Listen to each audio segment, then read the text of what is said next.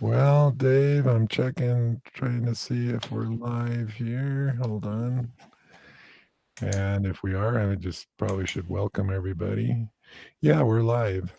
Okay. Sorry about that. Everybody that watches this in the future, it's just that our software is usually a delay. Sometimes it's 5 seconds, Dave. Sometimes it's 20 seconds. It is, So yeah. we are live. So anyway, welcome to Paranormal Pulse. This is our YouTube discussion in the paranormal. Oh, there's Carrie now. So we got oh Carrie's joining us. There's Carrie. Anyway, so welcome everybody. This is our Sunday broadcast, and Carrie will be. I muted her real quick while she closes that. So, Dave, how you doing? How's Scotland? Yes, it's very warm, extremely warm. But warm for Good. Scotland, so it's warm. Yeah, it's absolutely crazy up here at the moment with holidaymakers, caravans, camper vans. It's quite busy. Yeah, it's the same here in the States. And hey, Carrie, we got Carrie from Utah. How you doing, Carrie? Hey, Okay. Cal. Hey, Dave. Um, oh, that looks really nice, Carrie. You got the background and stuff. Because Okay. I'm not at my house. Oh, okay. Yeah. Anyway, welcome everybody.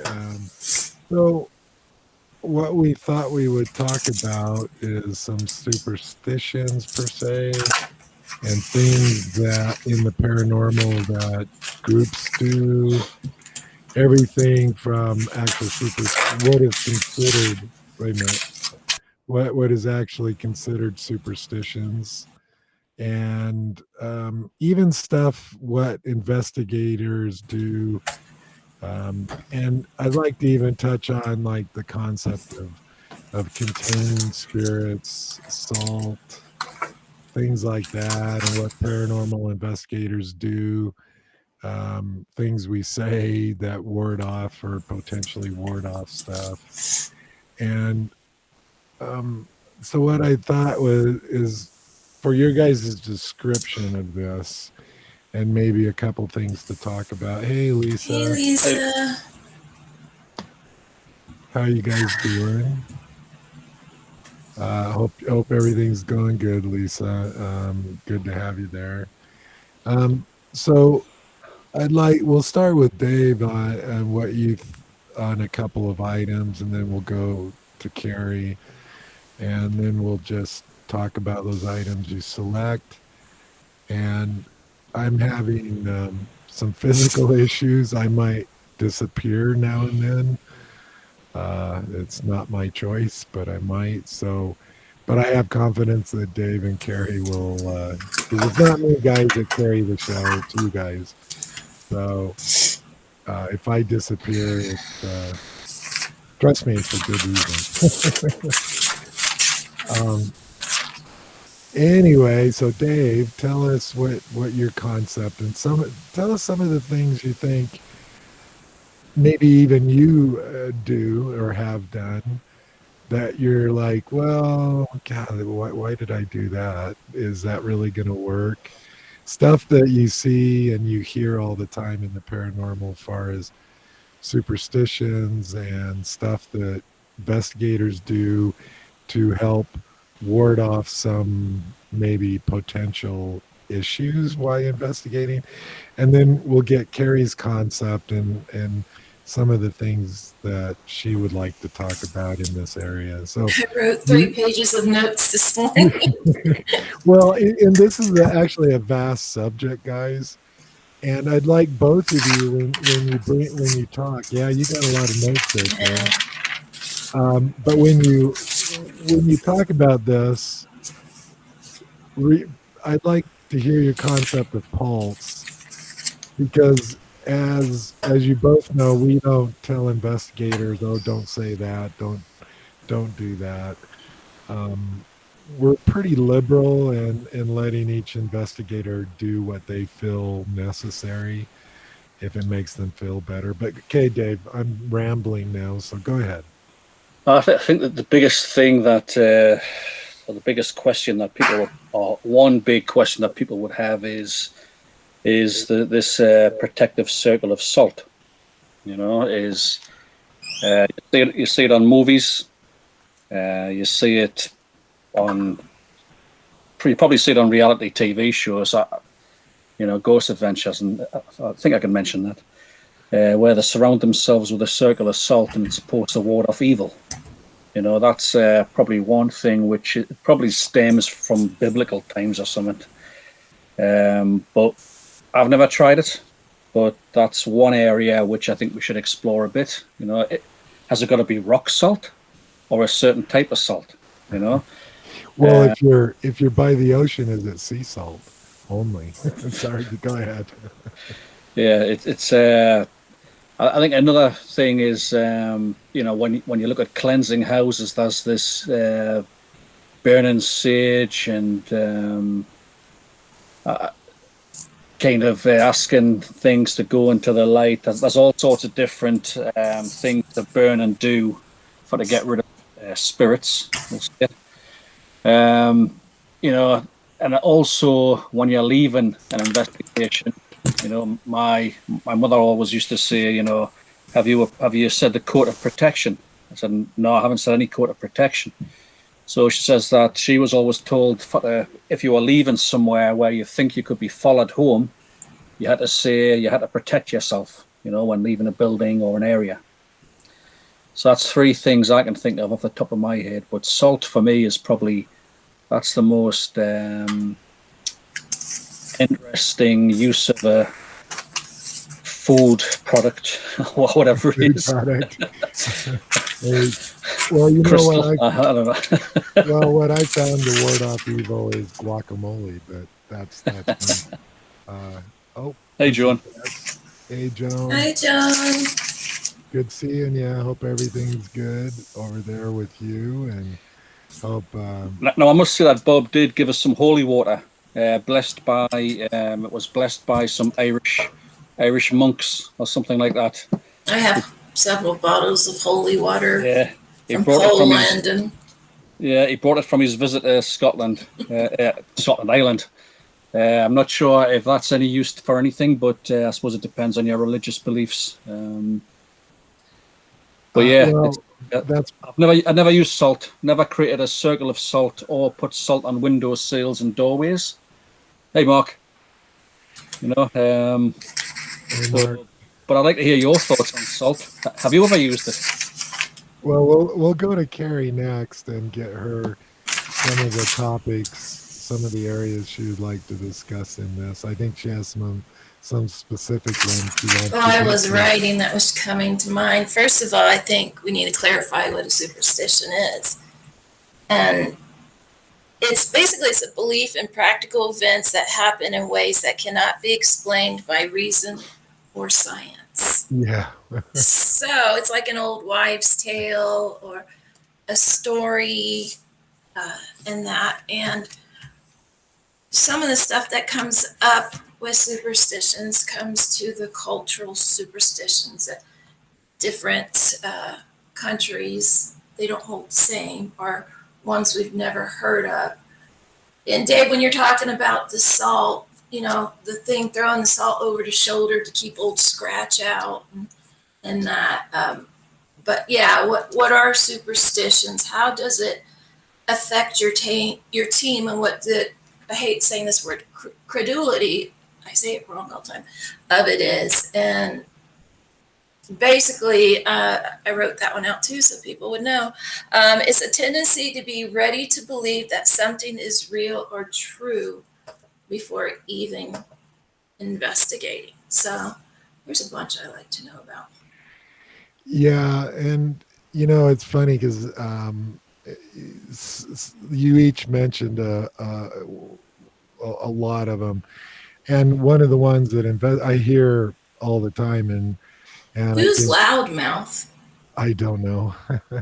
Anyway, so the one that's really common in paranormal investigating, you hear it on shows and you see it in person all the time when people leave a building They say you're not allowed to come home with me. You have to stay here.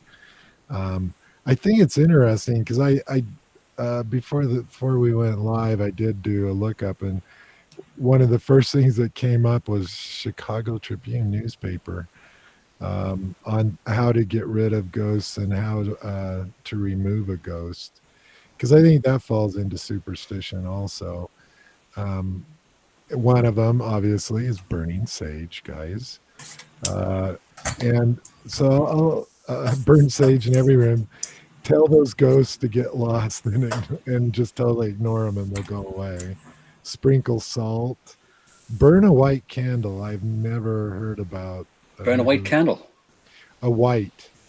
right? Apparently, because it's white, it must have positive energy.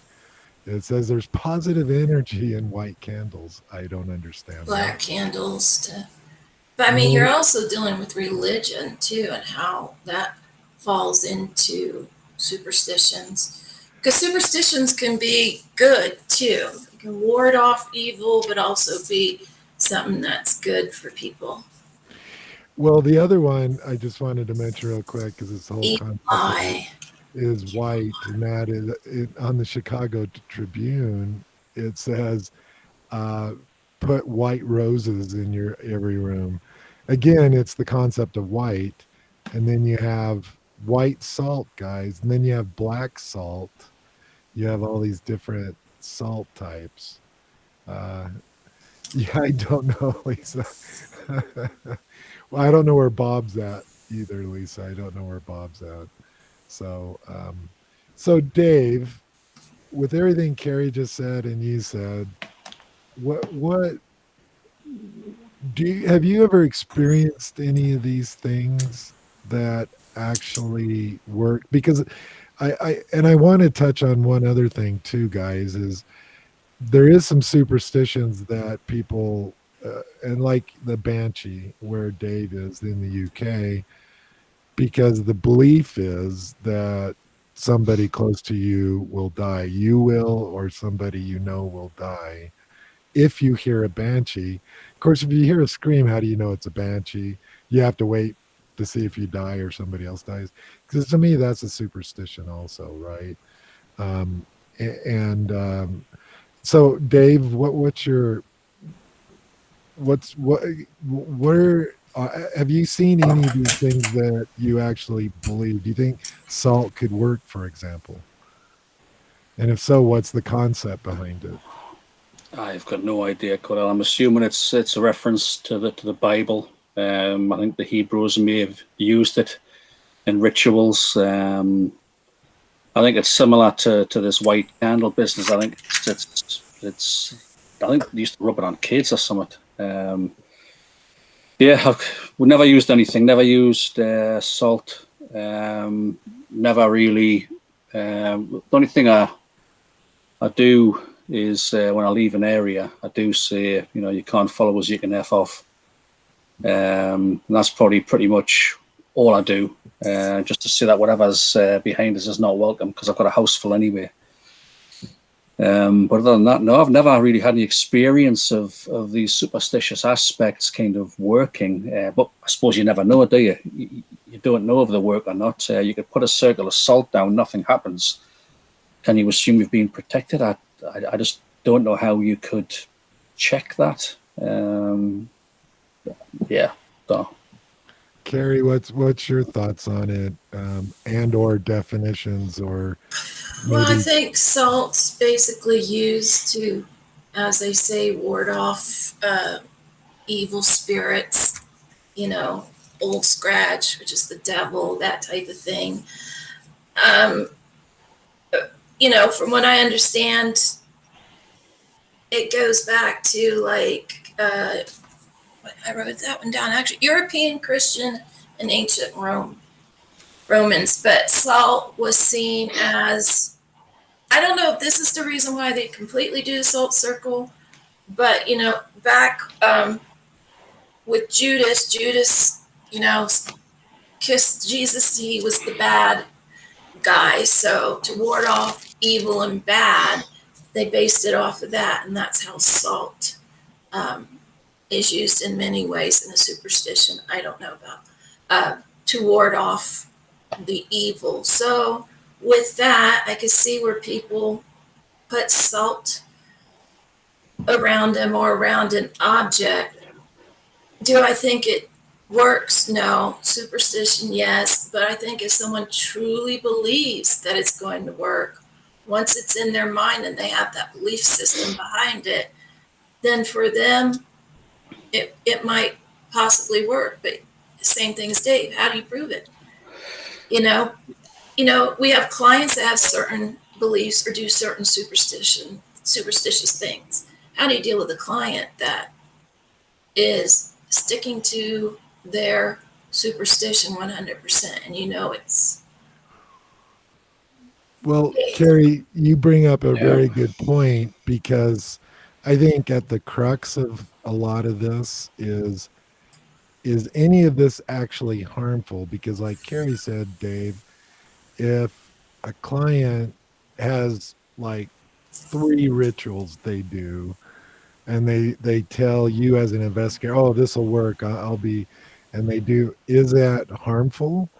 Now there's rituals that could be physically harmful, like burning of candles. If your house burns down, it's obviously got to be careful. It could cause physical, but um, some things are obviously not harmful at all, but they could be psychologically harmful. And we're not psychologists. Carrie isn't. You're not. I'm not. Do you but think? Well, Carrie, I'll start with you, because I was going to ask Dave. Is can any of these things potentially be harmful physically or mentally, do you think? um yeah, I mean, anything can be harmful, or people doing certain acts just simply as it's a physical harm to yourself, or mentally, harming themselves in these beliefs. And that, again, you have to respect their superstition, but you have to stay to the investigator side of it and present what you have and why you don't believe something is a superstition. Now, superstition can be good too, it doesn't have to be all bad. So, take your client, listen to them, take notes of everything, observe them. How does their belief in the superstition interact with what you're doing on the investigation and all that stuff? And then where do you go from there? So, So, thank you, Carrie. Dave, what's your thoughts on that? Can any of this be maybe harmful in some sense? hi, Bob. Hey, Bob. Hey, Bob, how's it going? You know what? I think that if people believe and it helps them, absolutely go for it. You see on kind of these shows when they do all this sage burning and the dance around and kind of send the spirits to the other side. If the people believe that it's gone, that this thing's gone, and there's a good chance that it makes their lives better. They believe it's gone, therefore if they believe it's gone, then is that half the battle. So I think anything that anybody believes which makes them feel better, do it. I mean, it's there's no science to this. There's no. I think it's all about what little rituals people do to make themselves feel a bit more confident or a bit more or feel a bit more safe. So just do it. Um, you actually, both of you, because as you both were talking, the one thing I was thinking of myself was there's rituals that we, even people that aren't religious, they don't believe in the paranormal, there's rituals people do, and from childhood on up, all kinds of superstitions. When I was a kid, one of the famous ones that went around when you were really, really small, elementary school, was stepping on cracks. It was a stupid thing, right? Okay, Carrie, go I ahead. seriously, because I wrote down five uh, of superstitions I think everybody knows about, and this is one of them. And I'll just real quick. Um, let me get to it. Which one did you say? Because I have 5. Step on a crack, break your mother's back. It was an African and European folklore. And what it was is stepping on a crack is foretelling or even causing harm to a family member. A crack or broken in the ground is associated with bad luck. And then it also crack in mirrors, earth, sidewalks, or most anywhere is seen as portals to the realm of the supernatural.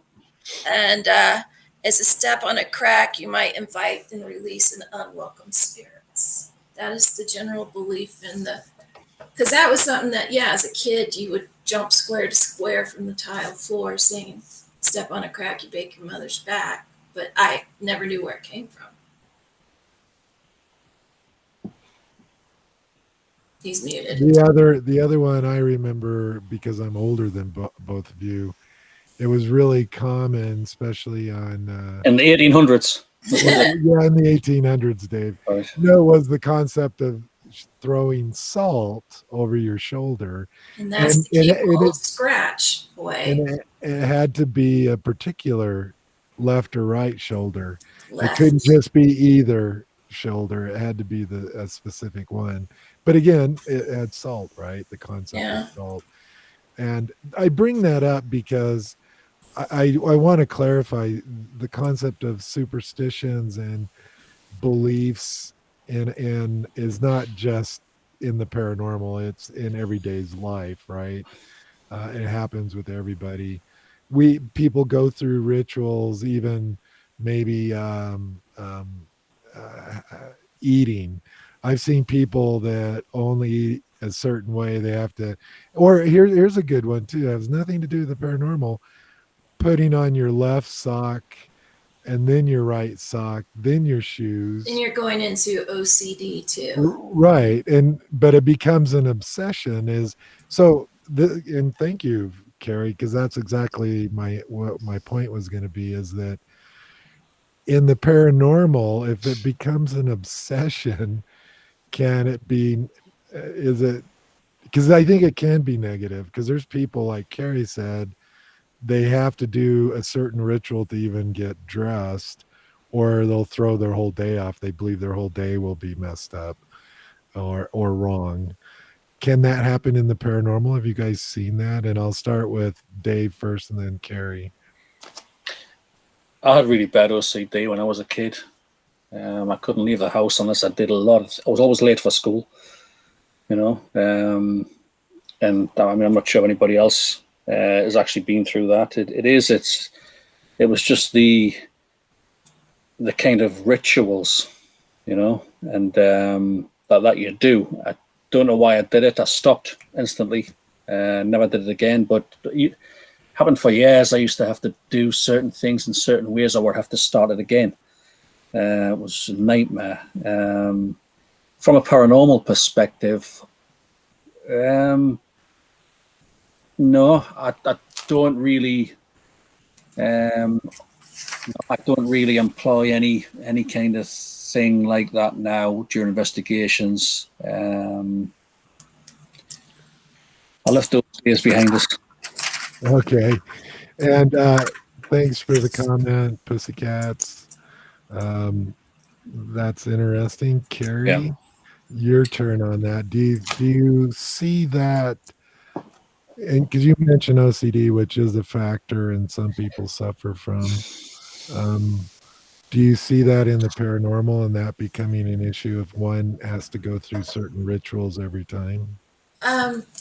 Real quick, Dave, I suffered from OCD horribly too. I've kind of got it under control now. It's a horrible way to grow up constantly having to go back to redo things. Or I have a son who's extremely OCD down to touching things. I think someone who has that, when you go into the paranormal field, if I'm stepping back, looking at how we do things and that, if we're talking about OCD or ritual or steps to doing something, it might be how, a team sets up. There's specific ways to set up put your equipment in certain order and all this. So that can almost become an OCD. You can't do this before the next, or it can literally throw everybody off.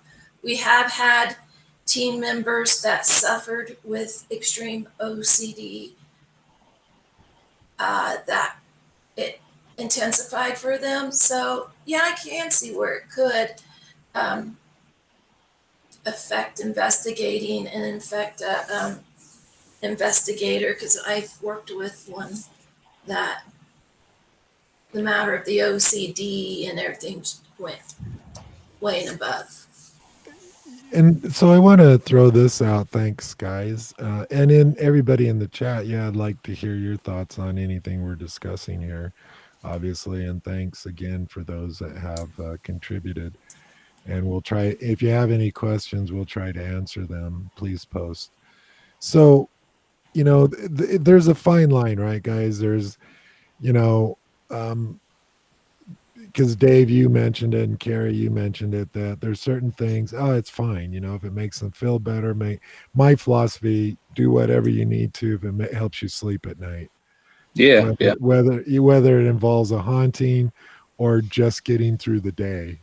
yeah, Yeah. Period. Regardless of whether it's paranormal or not. So, but there's a fine line there. We did an investigation years ago up where Carrie lives, and this person like put crosses above every door and did all this stuff, and it was obsessive. And I said, "Oh, so you're Catholic?" Because they were using a cross. Because in Utah, I'm from Utah. Carrie's from Utah. I'm Um, from Ohio originally. LDS belief, Mormons don't believe in crosses. So I assumed she was like Catholicism of some sort. And she goes, "Oh no, I kind of do, but I was raised Mormon." And I said, "Well, oh, so you're Catholic now?" "No, I believe in both." So she like combined everything. And my point is, she went to the extreme. She had it, and she was telling her kids all this stuff, that you got to do this, this, and this, or you could be attacked by a demon. And I just wanted to mention that because as paranormal investigators, you do encounter stuff like that. And so, Carrie, when you encounter stuff like that, and I'm going to ask Dave too. We both are like, well, and so say Carrie and Dave go on an investigation. The couple there, they're doing all that kind of stuff, and they got holy water that they sprinkle everywhere, and they're telling their kids. So if you went at this location, what do you do? Do you feel obligated to say something, or do you ignore it, or do you, because it's real touchy, right? How do you, if you you feel can't there, ignore it. well, here's my point. I guess here's my question. If somebody's doing that, because it's all ritual, and all of it's based in some form of superstitious behavior or acts, when does it be, when is the line drawn, and you as investigators actually say something about it? And how do you say something to a person about it? Go ahead, Carrie, and then we'll have Dave. I'm curious. Well, first of all, you do have to note it, because seeing what they're doing and all that might give you some answers as to why they believe something is happening, and therefore you could use it to help debunk. Plus, you want to be respectful. Take what they're doing, do your investigation, and with your findings and that, you have to be honest. Say, this was debunked due to this, or this is what we found. As the investigator, you do owe them the truth on what you found, whether they agree with you or not. Um, they hear you, but if they're stuck in their ways, no matter what you do, you're not going to change their mind. So, as for the investigator, it's vital to listen, see what they're doing, investigate, debunk, and present your findings. Like I said, even if they don't want to hear it. But these lessons also can be taken into another investigation. It's like, oh yeah, we had another client who did this type of thing. So it can be a learning tool too. But as for the investigator, you speak the truth and you say, I think that's happening because of this, or but eventually ultimately it's the client who's going to make their own decision. And at the same time, I'll throw this back on you guys, is do you think that investigators can start superstitions that are used with clients? That's a really good. And do all have to agree?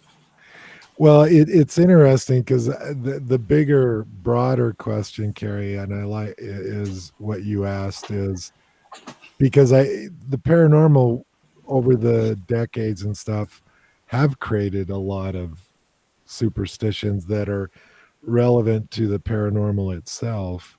And if you So have 5 members on a team believe in this superstitions and stuff, and you have 3 that are not, how does that play into the actual investigation? and yeah, so Dave, we're going to let you answer. So the first question is, when you go on an investigation and the owner starts doing all this stuff, and I'm going to throw another wrinkle in. So let's say you and your team in the UK go to a castle, and the owner demands of you, Dave, all your team has to carry sage, and every time they leave a room, they have to burn some.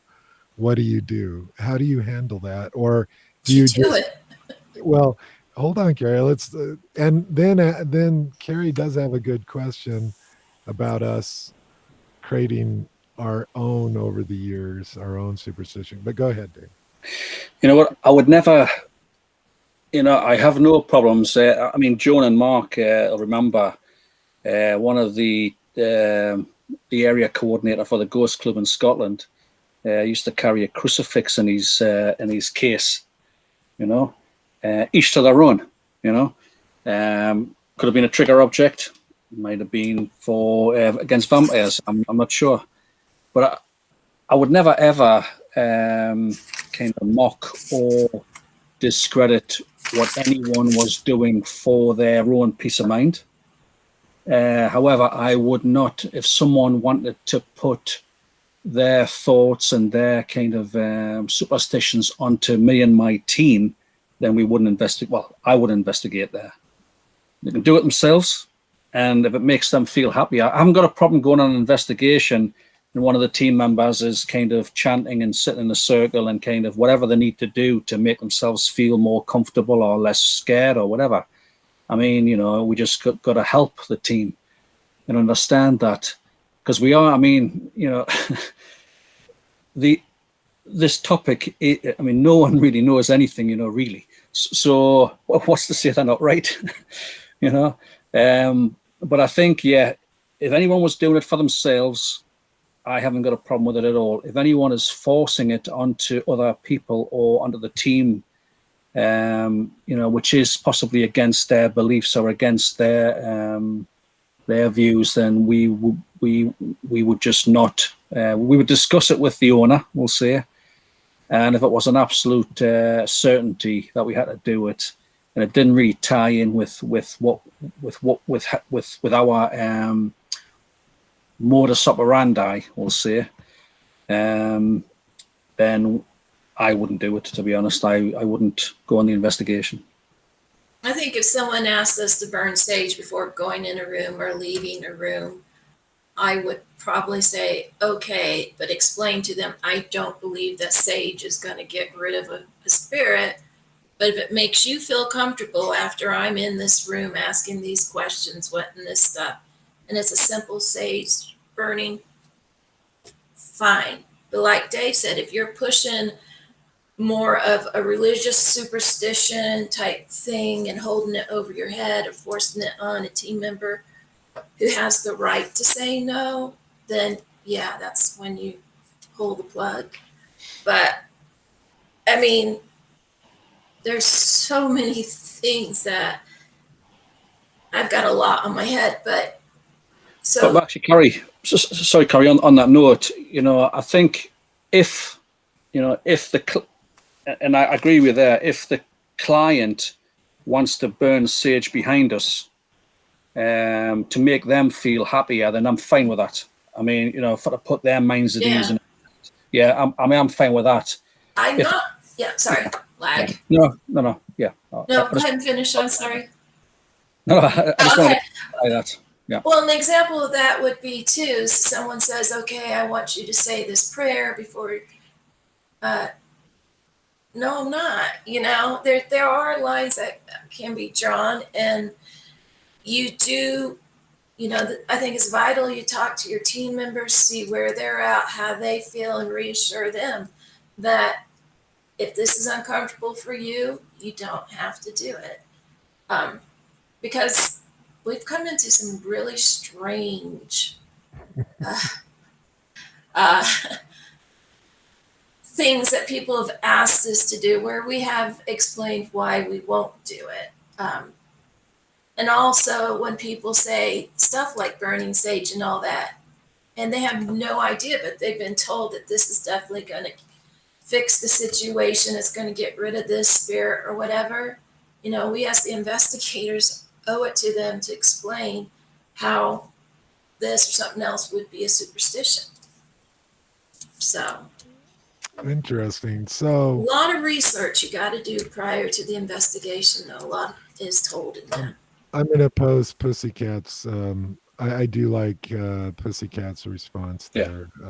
I think that's the most reasonable um, way to respond.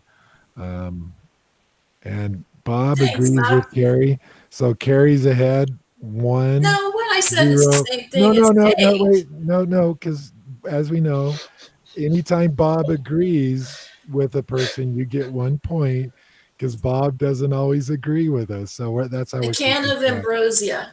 So me and Dave are sitting at 0, Carrie's at 1. Got that, Bob? Exactly. No, Yeah. this is what Dave said is the same thing I said.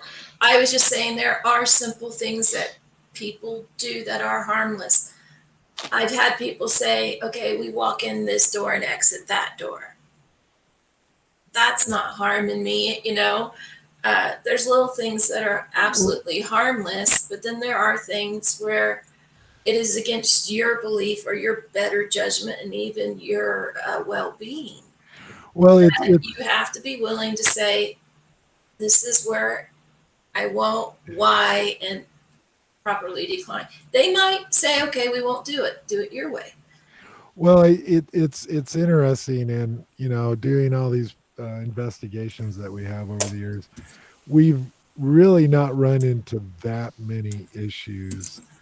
You know, I look at some of these things as, say you meet, have a new friend, and they invite you over for dinner, and one of their rules of coming into their house is take your shoes off.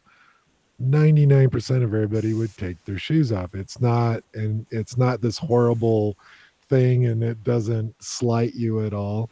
Most people would do that. The other 1%, probably because they're wearing socks that they've worn for 6 days straight and they don't want to take their shoes off. So I look at it kind of at that level, but there's certain things, if you walked into somebody's house and said, "Oh, you got to take your shirt off. We don't wear shirts in our house." I know that sounds silly, but majority of people would probably say, "No, I don't think I need to be in your house today." I think that would be a more responsive and how people would respond, and so I'm just trying to get it clarified. And so here's my next question to you guys. I sent you something real quick. Okay, hold on. And this is every question we ask. Would love to have the chat. We're asking it to you guys out in the chat too. So please give us your responses. And go ahead, Carrie. Doing the same thing, what do you do if you have a team member who has these superstitions and they're coming in and the client is uncomfortable with it? So for everything that we're saying we won't do, reverse it to the client's point of view. And what do you do if a client goes, okay, well, Cordell's doing these prayers or this thing and it makes us uncomfortable, at the same time? What do you do with that? So it can come from both sides. No, it can. You're absolutely right. And Dave, it sounds like it looked like you had something to say also. No, hey, I mean, we have to respect the client. To a point. I mean, if they want to do crazy things, then we just say our goodbyes. But I think you got to respect the client, and I mean, some of our team over in the States had some pretty clear religious beliefs, and which weren't ours, weren't mine. So you got to you have to be tolerant, huh? And if the client does not, if it is against the client's kind of wishes for, then I think we have to abide by that, by the client's wishes, and we'd have a quiet word with the investigator. So, because we delved into the client thing, and I think we spent a little bit of time on that. So here's my question to both of you and to the chat. Can you name two things, guys, that you think that would fall under the category of superstition? And it could be everything that we just talked about. It can be something like the concept of the banshee, that if you hear this, somebody's going to die, and all that. It could be any of those things. I'd like to know, is there maybe one or two things that you have maybe would possibly could work, or actually, and I'm not talking mentally, but I'm talking physically affect the environment in such a way that potentially it would work, maybe not as intended, but have an effect on the environment. And it's You're something. muted No. there. Yeah, Oh. no, you're talking into it. It's all like you're talking through a phone. So it's not necessarily that it would act the way that people say it does, but maybe could affect the environment it would have a noticeable effect on the environment. Is there one or two things that you think possibly could do that fall under superstition? We'll start with Dave and then we'll go with Carrie. And because I'm kind of curious, because to me, and I'll just say my first one, I think it's really effective just to say, hey, don't follow me anywhere. I appreciate everything you've done tonight, blah, blah, blah. So, in other words, just talking, I think, is one of the most effective that can affect the environment and actually could help at some level, because it's communication, right? That's easy. So I picked the easy one that I think. So, Dave, is there one or two others? You don't have to limit it to two, but what other one? And I'm going to mute myself. And here's an interesting one. Yeah. Pussycat put the Ouija board. That is a interesting superstition, and it could, I guess, technically, some people do believe it affects the environment, and they totally believe in it. But I want to hear what you guys think might. It doesn't, because I don't think there's one thing you guys go, oh, this definitely is one, but maybe is possibly could help or be negative. Go ahead. Specific to investigations, Cordell, or just in general? Well, maybe we'll break it out into two areas: as an investigator on an investigation, and then maybe just in general. Because in general might be the client, it might be. Is it the environment or is it the investigator that these things are caused? That's one of the questions. Yeah. Go ahead, Dave, and then Carrie. Yeah, I can't think of any for investigations. I know we seem to be fairly technical. We don't employ the kind of mediumship kind of unless Bob's there, and Bob goes into his Derek Akora trance. But I think for investigations, I think we are fairly, we'll say scientific, but fairly technical. and I don't think we're really prone to superstitions. I mean, from a non-investigative place, if I was being chased by a werewolf and I had a choice of two bullets, normal or silver, I'd just gone for the silver just in Yeah. case, you know. There's always a kind of an element of truth in a lot of things, you know. Except for garlic and vampires, I think that was just a Bram Stoker myth. Um, you know, when I visited Romania, they had these things pinned above their doors, above the lintel of their door, to ward off evil. You know, and we questioned them and said, "Is it about vampires?" And they didn't, said, "What's a vampire?" They had no idea what this, and it's a Bram Stoker kind of European origination. You know, Dracula, etc. A lot plays into religious beliefs and cultural where you're at too. What might be something for one group of people is not necessarily known or the same view from another group. So I agree. I was thinking the board too, Joan, and the reason is because I own one. I have been with people and team members say, you better say the prayer before starting it. And then All right. afterwards, there's a specific prayer that they want you to say. And if you don't know that, I myself don't believe in that. I think it's no different than doing an EVP session. And at that point, I was like, okay, well, I'm done with this. I'm walking away. If you two, for your sake, want to say this prayer to close it, that's fine. But don't expect or force it on another investigator. Um, yeah, I mean, there's a lot of things that we use or that play into superstitions and religions and the Trinity and, you know, mirrors. In the paranormal field, mirrors are a big topic. And why is it that a cracked mirror is 7 years bad luck? It's because 7 years is the full cycle that you have 7 years to get your ass out of that jam, or, you know, things are going to happen. It, there's just a lot of things. I like to eventually even talk about the evil eye. Yeah, I think. I mean, Joan, Mark, Lisa, Bob, and any thoughts on anything that we do investigating, which might be a kind of a ritual or a little or something that I can't think of any. I've seen people say prayers before going into a cemetery or right. certain locations. So I know I'm jumping in here because I missed most of the conversation. Did you touch on Ouija boards? Because it's so big in Yeah. the paranormal. Yeah. Okay. Yeah.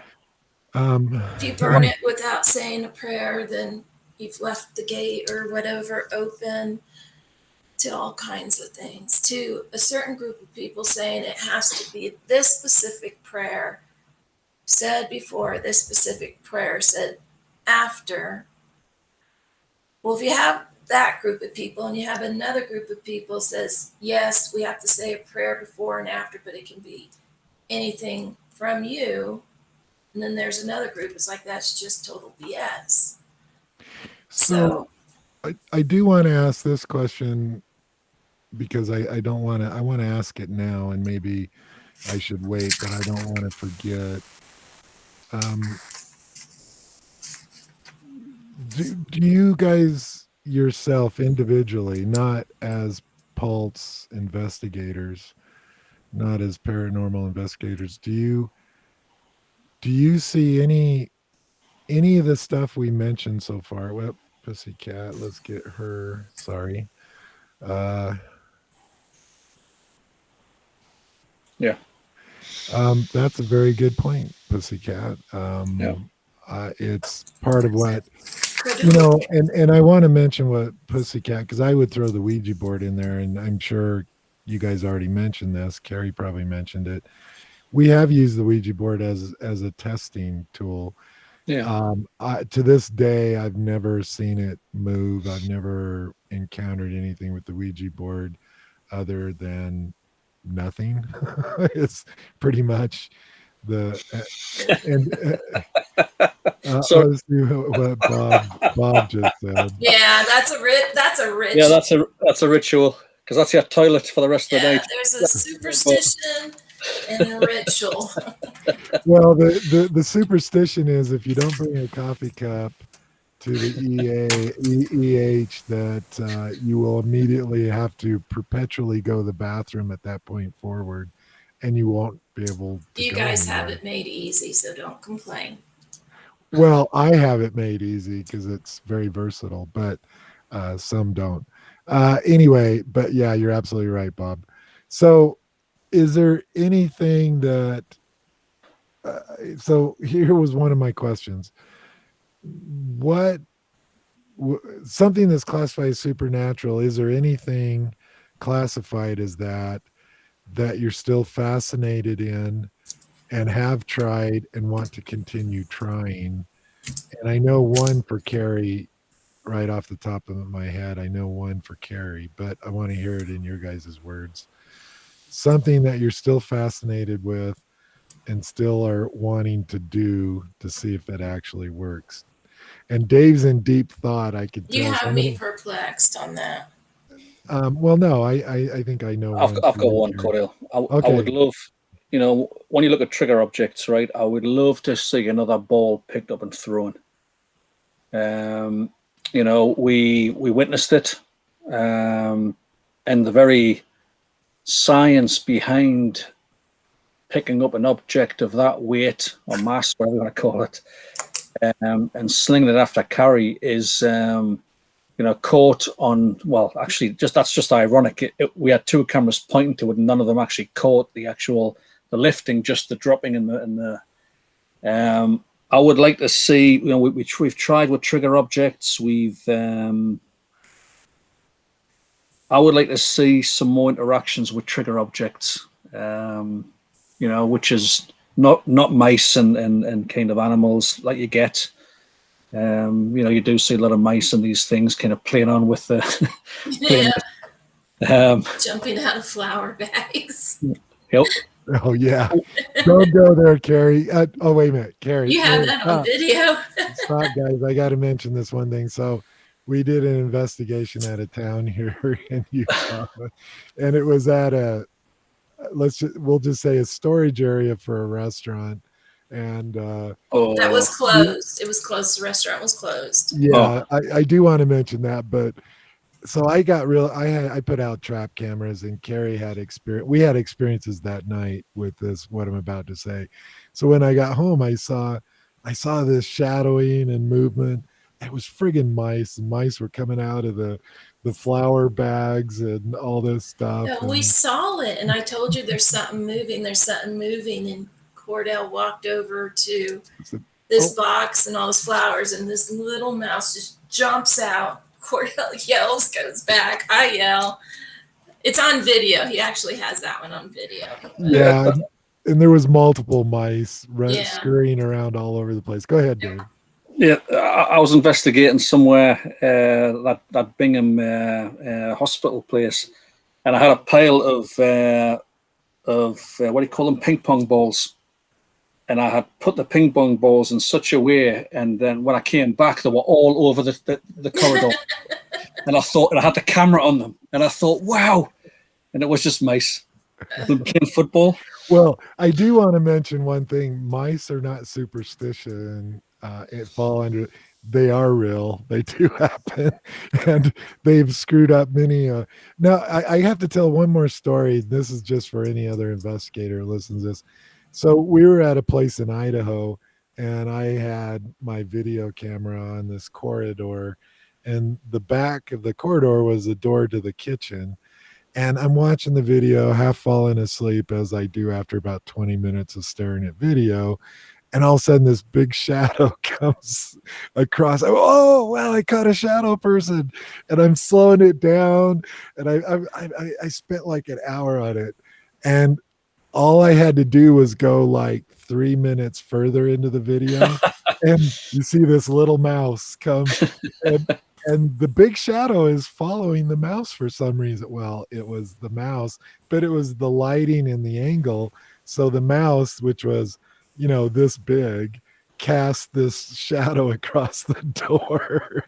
So just an FYI to all investigators out No, there. I've got a story. Yeah, well, go ahead, Gary. I was investigating the Empress Theater, and I was sitting up at the top and pitch black. We're all kind of all over the place. And people are saying, if you're here, can you move this or come touch us or whatever? So I feel something on my leg. I'm like, something touched my leg. And a second later, it's going up higher. And then it's like, oh, something's touching my hair and all that. And then I hear this sound. I turn my flashlight. I had like 6 mice crawling on me. Ugh. And I hate that. I'll take spiders, snakes, anything, but give me a mouse and a rat. I scream like a 2-year-old, just shaking everything. They came out of the wall and were crawling on me, so it wasn't paranormal, but Well, and look, you do this long enough, you'll have everything crawl on you at some point. it's just rats and mice for me. Yeah, and I mice and rats don't in general bother. I had pet rats when I was a My kid, so they daughter don't did. bother me. Mm-mm. I hate spiders. Dave, what's your insect of that you really can't stand to be around? Or animal? I should just say animal, I guess. I don't like rats. Rats, Yeah, okay. I'm in agreement with you. I don't like rats. It's Rats? just long The tail. And those big Well, old teeth. just an FYI, rats will attack you. They will bite. Mice in general don't. Mice will not attack you in general. They won't. Rats can and will. And I do want to pussycat. Yeah, we've tried the Ouija board and Pulse. Our basic principle in Pulse, guys, is we'll pretty much test anything, and we love to test other people's theories and concepts. We do it with equipment, we do it with concepts. One of them, we do it with the Ouija board, and we're not shy about saying, "Oh yeah, we've." But I want to point out we're testing this stuff in most cases. The Ouija board isn't something we use on a regular basis. We use it as a test item, and to date, I've never seen anything from the Ouija board. We've No had movement. 2 investigators who were not comfortable using the Ouija board. And of course, we did not force them to partake in that. The Ouija's board is up in my office sitting on a counter, Well, nothing ever happened. half my friends growing up, because the Ouija board, the one that everybody buys, came out in the 60s. I have one of the first ones. It consider it made a big splash, and it for several years it was like the thing to get. And half of the kids I knew had one. They got them for Christmas. If everything that's said that is spoken about the Ouija board is even half of them are true, there should be demons and all kinds of stuff going everywhere. But if you're sitting there with people with their fingers on it, how do you prove that someone's not moving it? Well, that's the can't. problem. No, the only, and Carrie, you bring up a very valid point, and a Ouija board is something that I'm fine, and I don't have a problem with people trying it, put on the planchard, putting their hands, trying to get something to react or it to do something. But that would never convince me if it did move. What would convince me is it just sitting there with a camera and it's starting to move by itself. Because there's a lot of claims that happens, right? There's tons of claims. Oh, it moved by itself. Nobody was even near the board. That's the only way you're going to prove anything to me It's with like a Ouija table board. tipping. Yeah. So back to because we kind of digress with mice attacking and the revenge of the mice and everything. Um, so, but I am fascinated with stuff. Now, I want to bring up one other thing that, and maybe Carrie already mentioned this, because it's real big in the paranormal and in general, and is crystals. We've had investigators that carry them with them, that put some import on them, and that's fine. I know a lot of people. One, I think crystals are beautiful. I love as decoration and stuff. But I'm curious what you guys think, and I kind of already know what Carrie thinks at some level about them, um, because there is a lot of power put into the concept of crystals, and it's huge in the paranormal, even with psychics, you name it, and even in the UFO realm, guys, people talk about crystals, even in that area. So, Dave? What's your thoughts on crystals, and then we'll go to Carrie, because it is an important subject and it's an item used heavily in the paranormal. Go ahead. I used to be in a dowsing club. Another good one. With the dowsing rods. Yeah, that's another really good And one. that, to be honest, that used to work. I used to I could find a coin on a loan just through like blindfolded with dowsing. Right. I don't know how it works. I don't know. Right. But we had to visit a house in a town because and we had to kind of feng shui it with the dowsing rods. We were identified that the guy had chronic back pain, chronic leg pain. He couldn't sleep. He couldn't. And we, as part of this society, we went into the house and there was a huge, big, like kind of, I don't know what it was, energy line, magnetic, I don't know, where he was sleeping. So we told him to move his bed slightly. And what they did is they put amethyst on the line. And we couldn't get a signal after that. Oh, somebody at the door. Oh, just be a sec. Okay, I'll mute Dave for a second. Carrie, go ahead. And since Dave's coming back. I'm still That was waiting good. for my coffee or my tea. Thanks, It's Lisa. fine. Are me and Carrie gonna be able to knock on our doors and get some tea delivered? I wish. I wish. I wish. Yeah, and anyway, yeah, and so I had the dowsing rods and they placed this amethyst on that line, and the dowsing rods just like went, whoop, and we couldn't pick anything up in that line again. I don't know how, right? And what they said is you just got to keep scrubbing the crystals to regenerate them. And they placed these crystals all the way around the house, and the guy had no problem since. So I don't know. All I know is from personal experience, from what I saw. So wait, before I let Place some Carrie. crystals in the sun to recharge them. So before I let Carrie jump in on the subject, so this is one that you seem to not be able to debunk or want to debunk, right, Dave? Is crystals and dowsing rods. So there's actually two here, dowsing rods and crystals. I've Well, used no, them. it's fine. It's fine. And yeah, I mean, no, I just want to point that out because it is interesting, You because can I use think, a crystal like a dowsing rod. well, and I'm going to let Carrie talk, and we're going to let Carrie talk about dowsing rods too, because you brought it up, Dave, and I'm glad you did, because I would have forgot about him. But because what I've seen is with every paranormal group, there's at least something that would fall into the supernatural that every single investigator holds on to or believes to some level. And so, Carrie, crystals, and Dave threw in dowsing rods. So, Dowsing rods, pendulums, yeah. yeah. So let's hear. Okay, so let's start with dowsing rods. I just don't use them. I've tried them to have them crossed in certain areas and other times not. I mean, we've done tests where we'll have 3 sets of them, and each one, I don't get that one, what Bob said, but each one do something different. So I don't really deal with the dowsing rod. Crystals, I love crystals. I collect crystals. But the reason I do is because they're beautiful to me, the colors and everything. You can look at them, hold them, and it just kind of plays peace in your mind.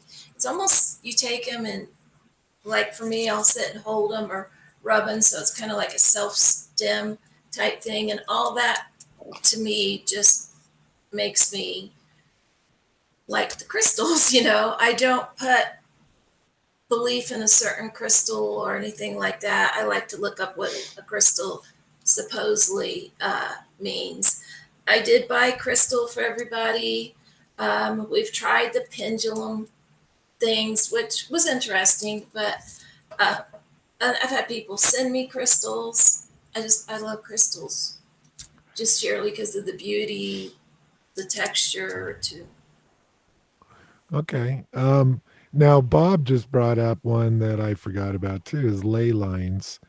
And the concept of ley lines, correct me if I'm wrong, but is that there's certain lines and it has to do with the magnetic field, that the magnetic field is stronger with ley lines. And the only reason I'm kind of chuckling here, because it always seems that people find ley lines intersecting. It's like Skinwalker Ranch. Supposedly, there's all these ley lines that uh, um, go across Skinwalker or cross through Skinwalker, and the magnetic field's stronger, et cetera, et cetera. What do you? And this is kind of a little slightly obscure because this isn't a topic that comes up a lot with paranormal groups and investigators as ley lines. It does occasionally, but it's not as big as crystals and dowsing rods. So we'll start with Dave again first. Dave, what's your concept? Do you know anything about ley lines? Do you have any comment? Yeah, I mean, is it possible that there are these I'm not sure if they're magnetic lines or ley lines? Yeah, but a lot of they have identified a lot of ancient historical sites in the UK on these lines. Um, I mean, I believe in kind of earth sciences, and I believe there are a lot of things that we don't understand. Okay, fair enough. Carrie, any thoughts on ley lines? um I've watched shows and everything trying to find the ley lines, and I think it's interesting. Not something I'm probably going to get into. Just can't get to those places. That's like, is it Sedona, Arizona? Is that Sedona's, yeah, that's supposed Sedona's to one. have this amazing energy, and people go there to get in touch with paranormal, Super alien, supernatural, spiritual, yeah. because of what they say is something like that, and the vibes and all that that it gives off. Yeah, Sedonia is real big in self-healing Yeah, and spiritual healing and all this. And we got Skinwalker Ranch, that's interesting supposedly. because don't they think there is something there in the Well, mountains? Skinwalker Ranch is, well, in my view, much more interesting a topic than Sedonia, which is big with spiritual healers and all that stuff. Skinwalker is an interesting place because Bigelow, who used to own it, actually apparently spent federal government money, United States money, government money, in the study of the paranormal that was occurring there. So that is, you're absolutely right, Carrie. I find that much more intriguing because millions of dollars have been spent on Skinwalker Ranch. Have they found anything? Well, I guess that's up for debate and what you believe and everything. But go ahead, Carrie. You have something. So we're talking about superstition and stuff like that. Objects that we use, mirrors. You know, there's so much said about mirrors, and like I said earlier, cracking a mirror. But in the paranormal field, people try the scrying and all this stuff. So part is saying a mirror's okay to use. There's another part that says no, it's 7 years bad luck. That's the full cycle, that you have 7 years. And then I've got something else to add on that. Well, I wanted to ask you, Carrie, for everybody out there listening to this, do you or can you describe the difference between a regular mirror and this concept of the black mirror, where scrying comes As a involved? black backing. It's just black. I thought, is there any special material it's supposed to be made out of or anything? You can make them, but an old one, yeah, you're probably not going to find many of those. But Okay. the thing with that is it's actually a Greek myth, which was interesting to me. I don't believe in the breaking of. I've broken plenty of mirrors. And what it was a Greek myth, and the narcissist in that says that if you crack a mirror, so, um, you're trapping one's soul in the mirror. Well, if you're growing up and the Jewish faith and all these other things, and I've known people that absolutely believe I cracked the mirror. Oh crap! I've got 7 years of bad luck, but no one knew why the story behind the 7 years and the full cycle and that. Um, so does it stop us from using them?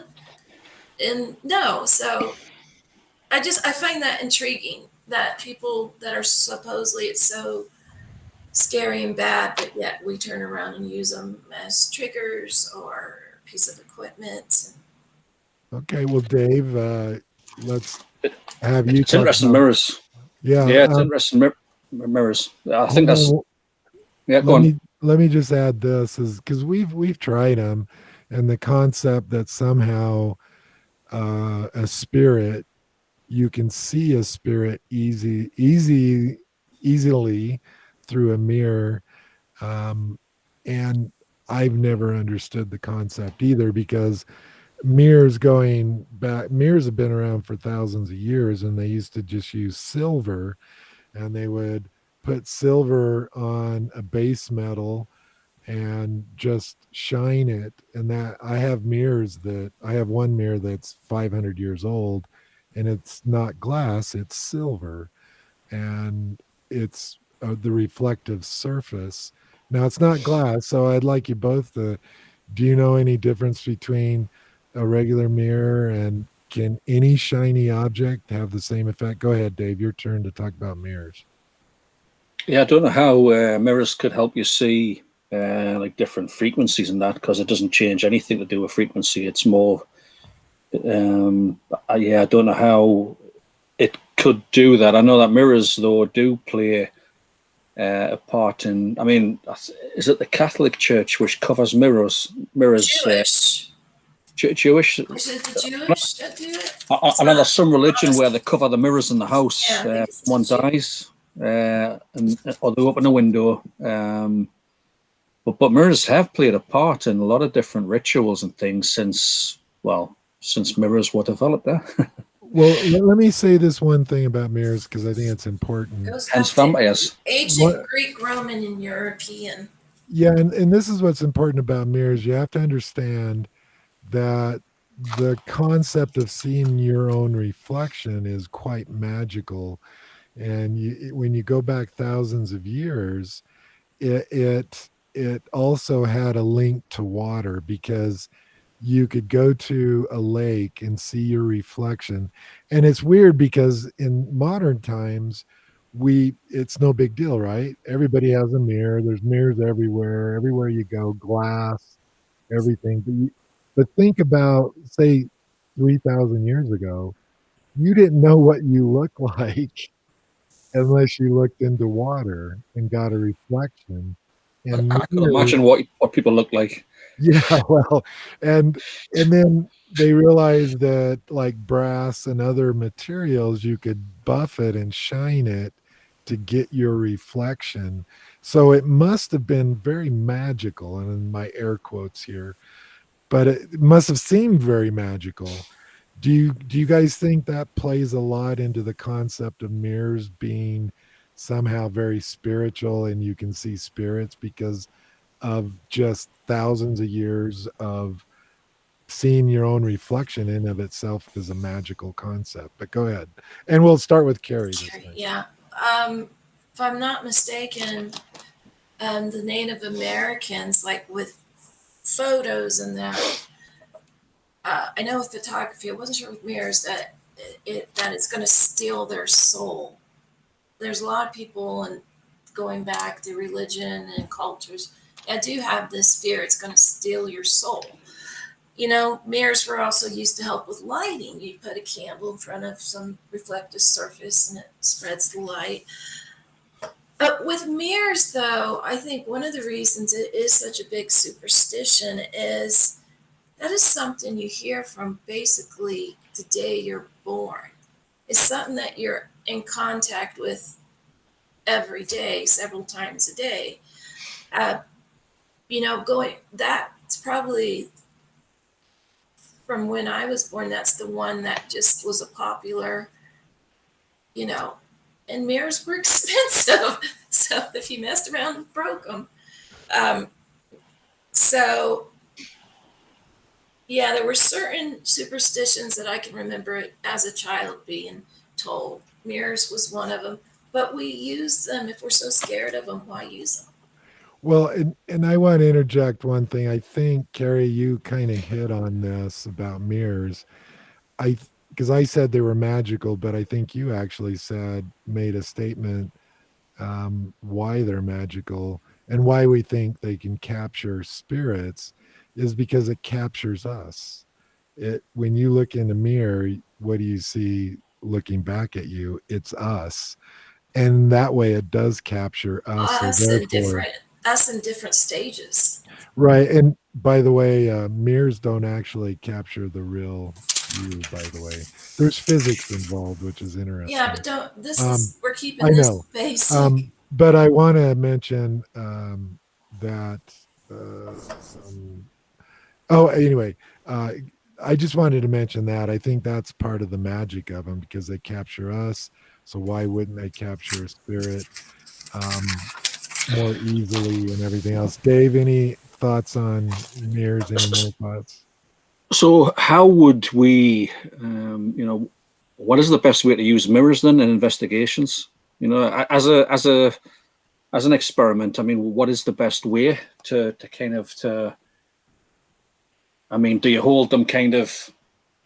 Do you kind of hold them and look behind you when you're doing an EVP session, or I don't know? I think it's mainly you'd have to have it mounted or on. Because normally if I did that, I'd get Bob's face because he's never far away from us. Well, people see the smudges in the mirrors, the imperfections in the mirrors, and that. And over time, when you're looking in a dim or even a well lit, your eyes adjust on these smudges or the imperfections, and it starts looking like some. Notorious over in England with the castles and the old glass and that. I There's a well, couple else I want to talk about when you're done. okay. Well, I just wanted to mention, hey, Bob.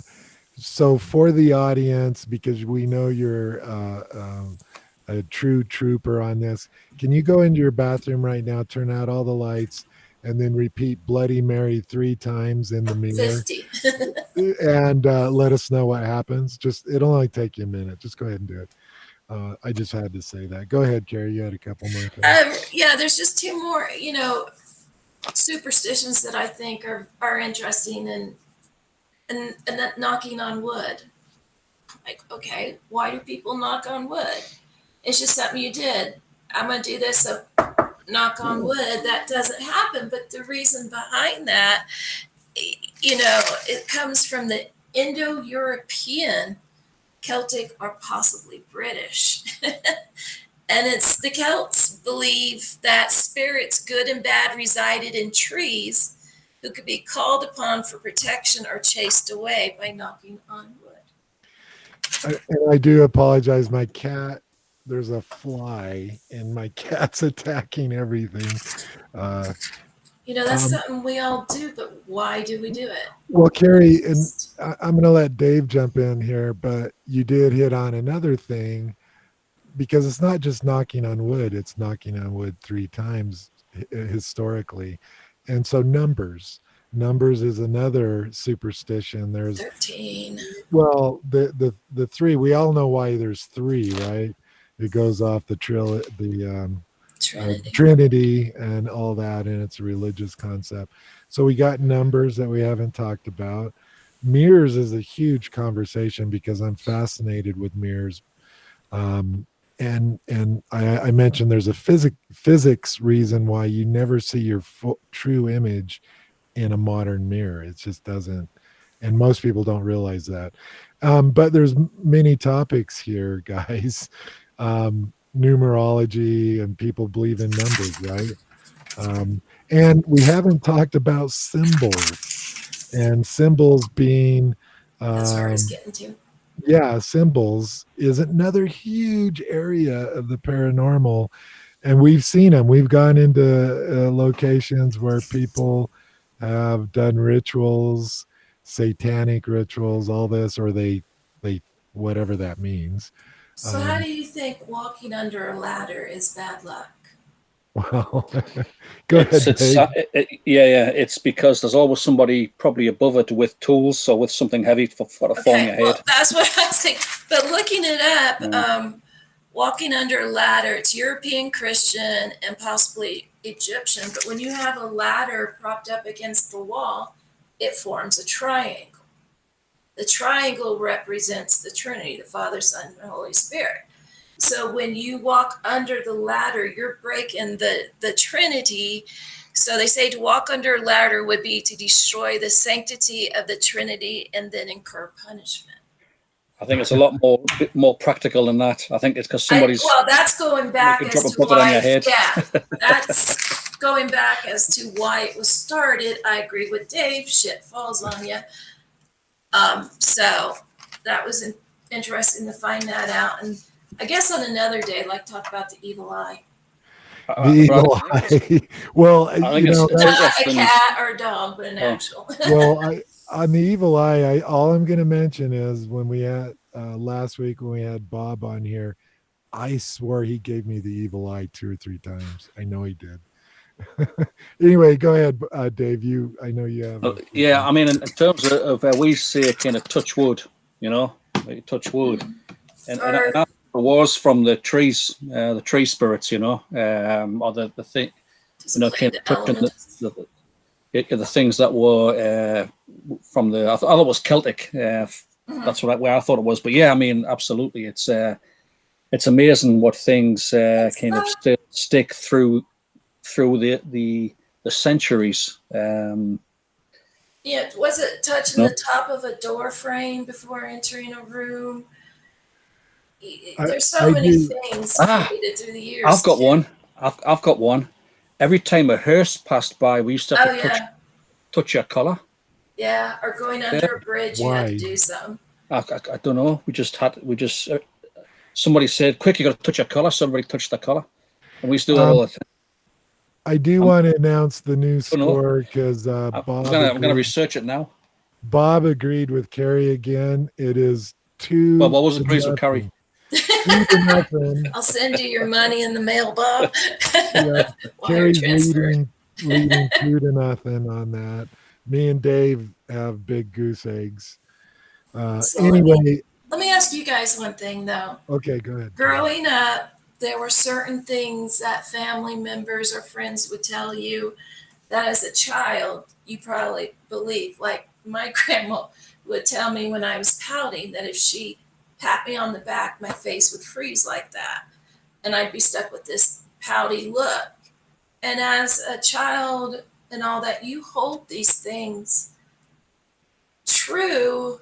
And as you get older, some are ridiculous, like that's stupid. But the things like that have superstition that play into religion or cultural and stuff, those pretty much will stay with people. But the silly ones that your grandparents create. Well, and no, and and I think that's they have different meanings for different people. And that's a good point because as adults, some of the things you just mentioned we carry into the paranormal if you're in the paranormal. Now I do want to, because our time is getting short, guys, but I just wanted to touch, and as always I want to mention that no matter what we talk about, the time that we've allocated is usually not enough. We find the subject expands and expands and gets bigger and bigger and more things to talk about. But I do want to spend a few minutes on symbols because that's real heavy in the paranormal. It's like satanic symbols versus concept of good symbols, and I've never understood it. How can a symbol cause, because it's in big in curses. We didn't talk about curses. That's a superstition. If I collect Dave's hair, which he doesn't have any, so I can't curse him, but I would collect his hair and fingernails, his hair and fingernails, etc., and I would bury it under his house and put some curse on him. We haven't even touched on all that, guys. So let's talk either symbols or curses. Dave, we'll start We've with you. discussed curses before. But what's your concept on those? And symbols are the ones I don't understand. Why would somebody drawing a symbol somehow be negative or positive? Symbols can look Unless like, it's all up here, is my opinion. But go ahead. yeah, we don't know what symbols represent. It's also used in languages and that. So unless it's embedded in your mind or you read that this symbol, I could walk into it and be like, oh, it's just a circle. It's a triangle. Nothing more. Hey Bob, your face, you pulled one too many faces. One got stuck. Dave, go ahead on the concept of whichever subject you want. I think the concept of symbols is ancient. I mean, is it, it's a bit like the power of words. Is there power in words? It's for symbols. It's more. I always thought it was more from a mathematical and geometrical perspective. What it meant. I'm not sure how. I mean, the pentagram of Solomon. The kind of the. Actually, I've got one somewhere. Hang five. Native Americans use shapes and that to even draw, humans. And so I don't put much. The Trinity. Why does someone assign a triangle to the Trinity? Because it has 3 sides. Yep, 3 points. Yeah. So I mean, not everybody is going to be in agreement. Yeah, we come across that. That's the pentagram of Solomon, and kind of point first is supposed to repel evil. I don't know why. Kind of it is point first, but so if you, sorry, got live. No, I was going to say there are some kind of charms which like people used to sew into their robes and things. Kind of good luck charms.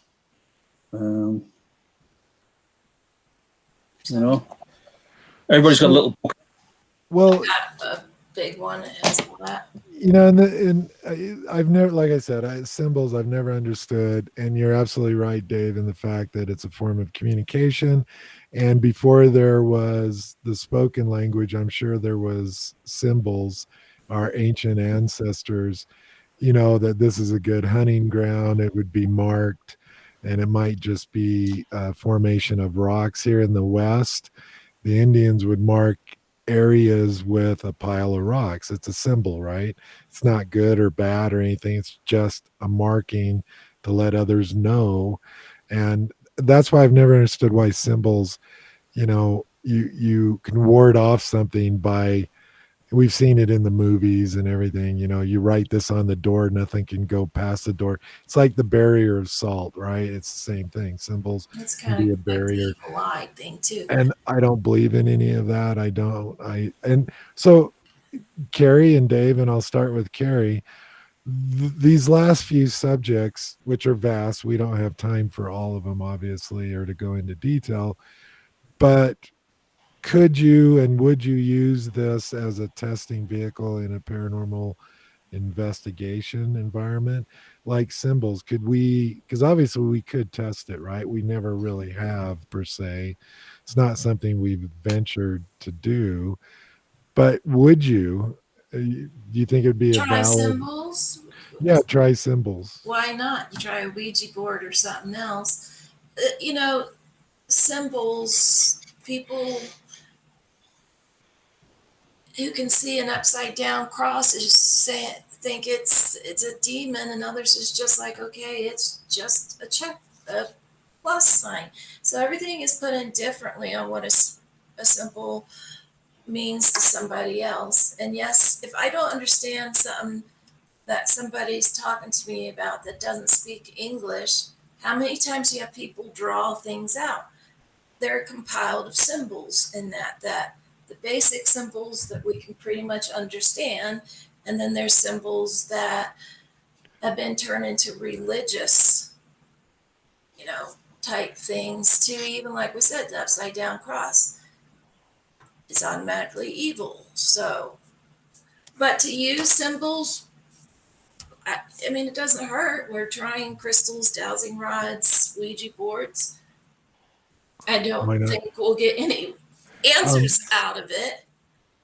well, yeah, and I agree with you. And we're going to let Dave go next, but I do want to point out the only symbol I put value in is when I need to use the restroom and I'm not at A home. heart.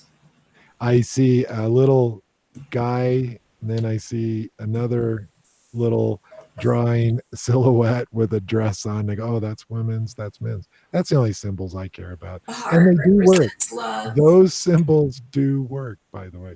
Anyway, Dave, symbols, any final thoughts on those or Crop circles.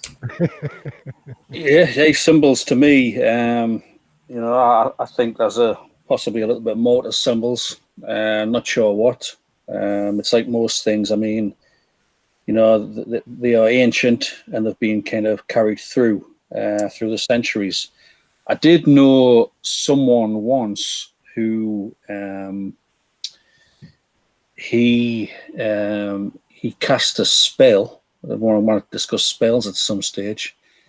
He cast over a period of time. He got this text, and he cast a spell, and it actually frightened him that much,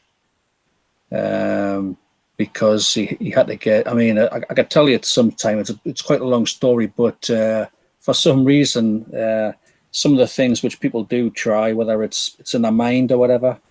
But some of the people do try. A colleague of mine had a curse put on him, and I saw firsthand what happened to that. He received a symbol in the mail from his ex-wife, and that might have just sparked something internally. I don't know. well, and I do. Reason why things are going to hell in a handbasket for you. Well, this is the. I mean, Did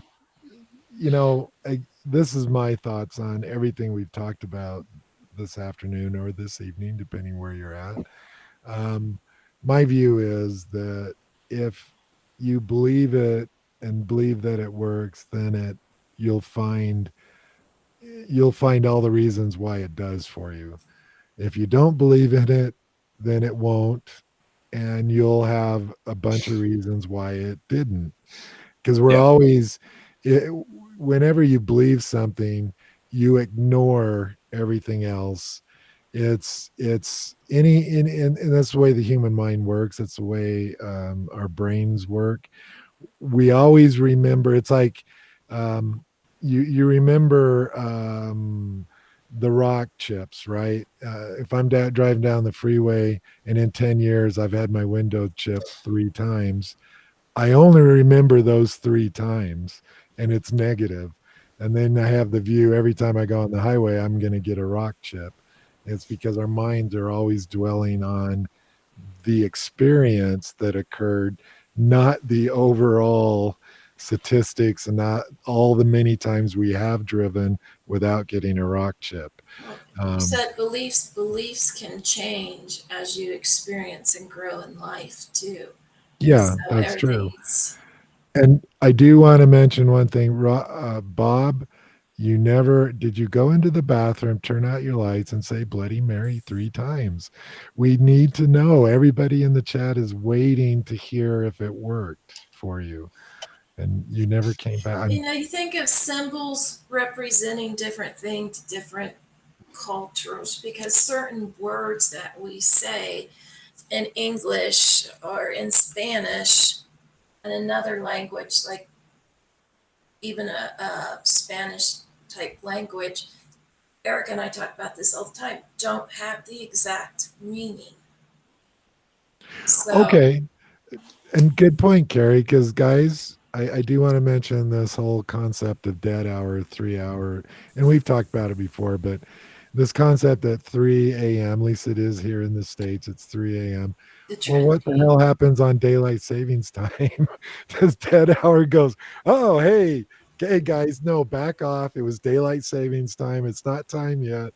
This because, and I'm kind of joking with that whole statement, but it's kind of true across everything we talked about is that we put a lot of people put significance in these things. And again, it's like holy water. Somebody goes in, blesses the house, puts holy water all around, the house goes quiet. It worked. Don't they totally ignore the 10 other times that they did it and they believed it didn't work because they remember the one good time, so therefore it works. Dead hour, the same thing. To me, it's a superstition. Dead hour. There's no such thing as dead hour, in my Black opinion. cat superstition. Yeah, black cats are not evil. Oh, Bob, let's see what Bob. Dave, any thoughts on those things, real quick?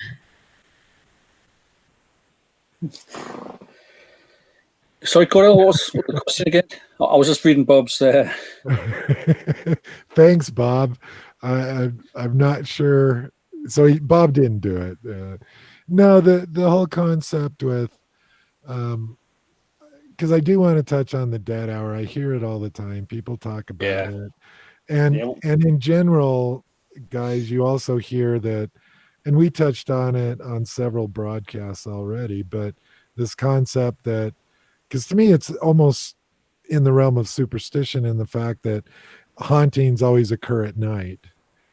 Um, are you guys and Sorry, I gotta hauntings tell you are, one. hauntings occur only when it's dark. That's when the evil comes out. So, Dave, concept, dead hour, darkness. What's your thoughts on that? yeah. We've discussed this in the past, and I haven't ever encountered anything occurring, like anything different with the dead hour other than I know when I used to work night shifts, you used to start getting your second wind at about that time. No, I mean, to me, it's the opposite on investigations. It actually is dead at 3 a.m. It does become dead, whether you're just tired. Um, yeah, we used to find anything after 1 o'clock, 1 a.m., things used to start quieting down considerably. So I haven't found anything with a 3 a.m. Like that hour thing yet. Okay, Carrie, your thoughts? Yeah, I want to tell you something to do with the number four, and then I got a really weird superstition for turkey. And I didn't know this. We're talking about numbers, symbols, and all that, but the number four in Chinese uh, is a no-no due to similarity in its pronunciation in the Chinese word for death. Oh, So death and four. they're a foreign in China. We're sitting here. This one, sorry. Chewing gum at night. Is anybody? This is from Turkey.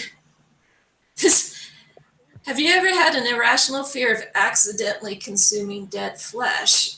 Well, in Turkey, it's thought that after dark, chewing gum is magically transformed, like Mowgli in the movie Gremlins, who turn into the killer monsters if they eat after night into the flesh of the dead. So gum becomes the You're flesh of the eating the dead. flesh of the dead. And again, these are the different cultures, the different, numbers, symbols. I mean, look at you guys. We argue about first floor, main floor, second floor. I mean, you can't. Yes, we're here. We live in Utah. Dave's over in Scotland. We pretty much have this, but don't forget about everybody else having their views, their Oh no, opinions, you're absolutely and right. And that. And you can't just. It's this, which in the paranormal field, unfortunately, is happening quite a bit. well, and Carrie, you're absolutely right. We could do a whole show like on Chinese mythology and superstition.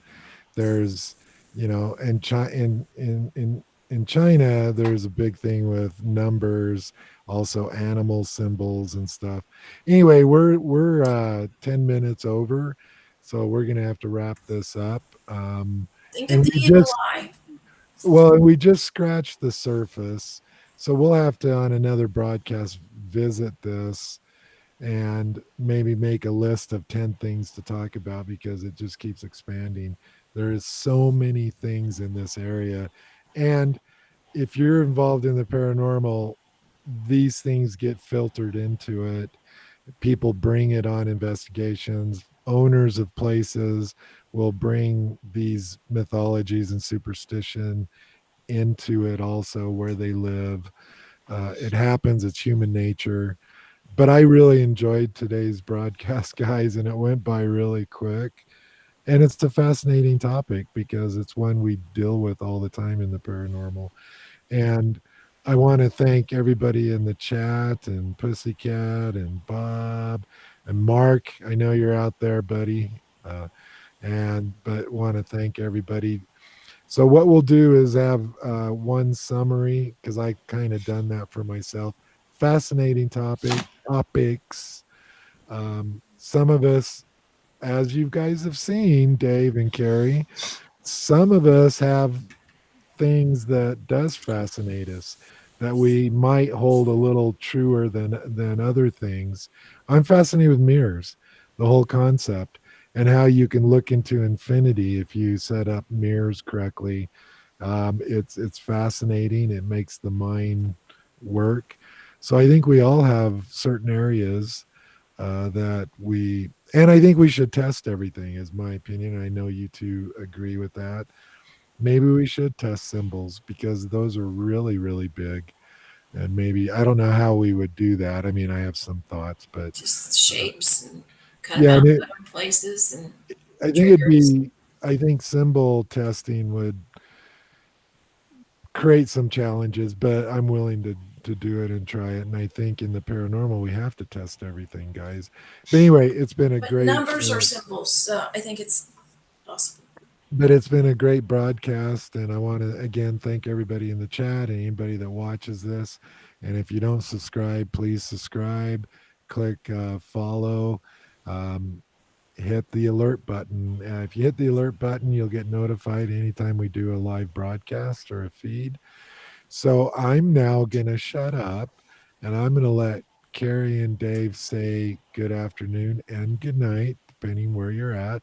But I'd like each of you to kind of summarize, like I did, of the discussion we just had and the whole concept of superstition and mythology and everything. So I'll go so Dave can have we'll the we'll okay, we'll go with pleasure of ending it all tonight. we'll uh we'll go with Carrie first, and then we'll let Dave. And so I'm going to say my good night to Carrie and Dave. Good night, Carrie Good and Dave. day. Good And night. Carrie won the Bob runoff today on this broadcast. She got 2 of Bob's votes. Me and Dave didn't get any. Boo, Bob, boo. Love you, Bob. Love you. Anyway, I'm going to say goodbye to you two and goodbye to everybody else. And Carrie goes first, then Dave. Take it away, Carrie. Goodbye, guys. Yes, thanks, Lisa, Bob, Joan, Mark, everybody. Love hearing your opinions on things and experiences. It's great that we can talk and respect each other's views on this. Keep it coming to us. And Dave, safe travels, hugs to the family.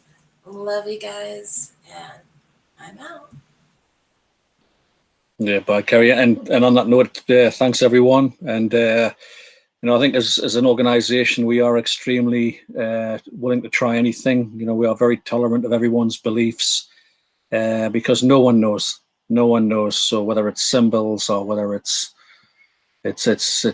words,